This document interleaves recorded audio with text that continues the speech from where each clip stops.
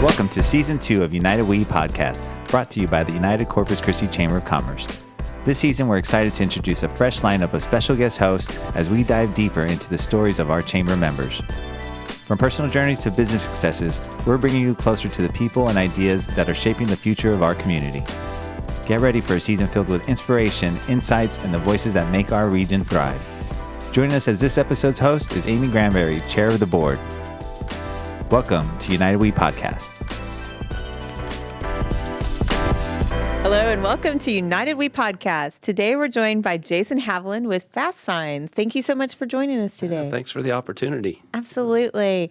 So we're excited to have you here. This is the Chamber's way of highlighting some of our membership and letting you talk a little bit about yourself, your company, how you interact with the Chamber. So we're just going to have a conversation here today. Okay. So, looking forward to it. Yeah. So why don't you just start and tell us a little bit about you and how you got to today?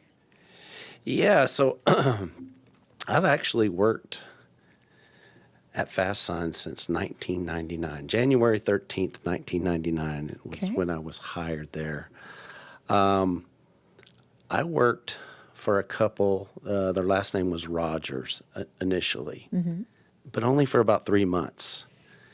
In March of that year, FastSigns was bought by the Stockleys, Bill and Bess Stockley. And they owned it until February of 2022, and that's where I took over. So I had worked for the Stockleys since March of 1999. During that time, I started out on the production tables making signs, installing signs. I was the graphic designer there for 5-6 years. I was their general manager for 10 plus years and also their outside salesperson. So I had literally done everything from, clean the bathrooms to work up the front counter. Just anything and everything that needed to be done there, I've done it. And so my education is really just experience over time working in this business and then having great mentors, the Stockleys. Like I said, they were very, very good to me. They gave me opportunities, and so I'm very appreciative of the time that we spent together, and we still have a great relationship. Yeah, so I go over to their house, once a month or so, and we still talk about FastSigns. Yeah. I say, and Bill was such a huge supporter of the Chamber, Yes. and I'm hoping that he's enjoying his retirement and getting to do lots of fun things.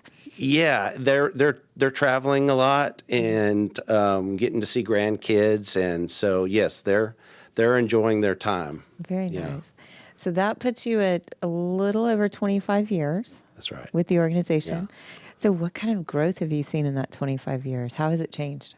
Oh, well, it's funny you ask that because I would tell you as much as things have changed in our business, much of it's still the same as it was in 1999. A lot of the core products that we offer are the same. What has changed is really the way they're manufactured. Okay. So some of the equipment that we have today, we couldn't even envision in 1999 the stuff that we have today and how much easier it is for us to make the products and how much a better quality of product that we're able to produce. I can just tell you, we used to, in 1999, you would be charged by the amount of letters, the amount of colors, and now it's all digitally printed, so none of that really matters anymore. It's just it's fitting the proper product to how the sign's going to be used, and then you can put anything on any of our substrates. So it takes a lot of the work out of it when you don't have to put things together like a puzzle. In the old days, we had to put things together. It was like kind of a step-by-step process, and it just to make a simple happy birthday banner or something, it might take an hour, where now it's printed, cut down, grommets are put on it, and then it goes out the door. So that's the biggest change is really the manufacturing processes, the equipment, but the products that we offer, we still offer the same things. And actually those products, those core products, we sell, we still sell, it's still the same ratio, I guess is what I'm trying to say, is Okay. it's still, the corrugated plastic signs, metal signs, banners, those are still a huge part of our product mix. But we do offer a large variety of products. Yeah. Tell us a little more about that. What could our listeners come to you for? What would they be looking for? Okay, usually when people come to us, there's a couple things happening. Okay. Obviously, there's new businesses, and new businesses need sign. But existing businesses, usually it's because they're experiencing some kind of big change, right? So it's either, hey, we're relocating, so we either need new signs, or maybe sometimes we're able to move existing signs to the new location. They're rebranding. They got a new logo, so all these signs need to be replaced. Or maybe they're doing some renovation. So, now deliveries need to go through the back door instead of the front door, and parking is on the left and not on the right. Oops. So when somebody calls us, it's usually they know they need a sign. They have a message to get out to the public, and but they don't know exactly what they need. And so it's kind of our job to kind of figure that out, to ask them some questions about, whether the sign's going to be inside or outside, how long do they expect it to last, that sort of thing. Then we can pair them with the right product. Again, what I was mentioning earlier about the digitally printing is the image and the message could be the same for the signs that they're ordering, but depending on where they're using them, how long they want them to be used, it could be a different product. So, usually it's just about the environment it's going to be in and the time that it needs to last. So Okay. we figure that out for them. Yeah. So you mentioned Bill and the Stockleys both being big mentors to you. Tell me a little bit about that relationship. How did they help you grow in your career? Yeah. Well, I think a couple ways, but Bill and I, and we still do. His schedule's a little different now, but he would take me hunting and fishing with him, and so we kind of had a relationship outside of work as well. But also he was, whenever we needed somebody new, and I mentioned being an outside salesperson. So in the beginning, FastSigns did not have an outside salesperson. And it wasn't part of the way FastSigns were operated. It was more of a retail, people walk in there and order their signs. But, when that came up, he gave me opportunities. He said, hey, do you want to take this on? He also, again, I mentioned I was his general manager, so he gave me that opportunity. And I think it really was about consistency. And we mentioned the amount of time I'd been there, but it's kind of about showing up every day, walking in the door, and then when you do that and people know they can count on you, it's kind of organic that they give you opportunities. And that's kind of how I got here. Is I don't see myself as special or anything like that, but I walk through the door every morning. So I learned any way I could. I learned by making mistakes sometimes, but they knew that they could count on me. So, it was a good relationship both ways, because I took some of the stress off of them running a business. They didn't have to worry about certain things because they knew it would be taken care of. Yeah. So you mentioned making mistakes sometimes. I think sometimes people are scared to make mistakes. If they can't do it perfectly, they're just not going to do it. So tell me about making mistakes and how those help you grow. Well,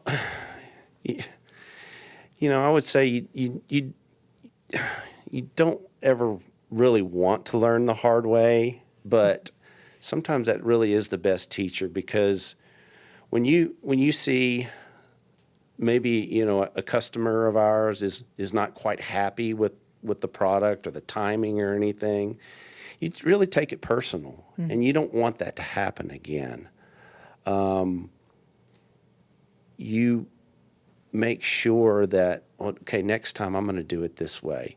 And that's kind of one of the benefits, again, we're talking about time, is over time, just, again, through that process of trying to do your best, but sometimes falling short, and you eventually start to get it.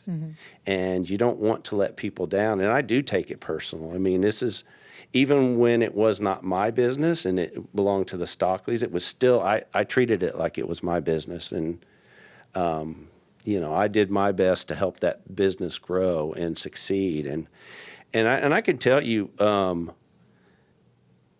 I also am operating by the example that they gave me. And so I didn't take over a sinking ship or anything like that. It was a well-run business. And that's just a blessing to me, because, basically they walk out the door one day, but I'm still there. And it's, it's been consistent. There hasn't been, we didn't have to start over. That's wonderful. We just kept the ball rolling. Yeah, absolutely. That's wonderful.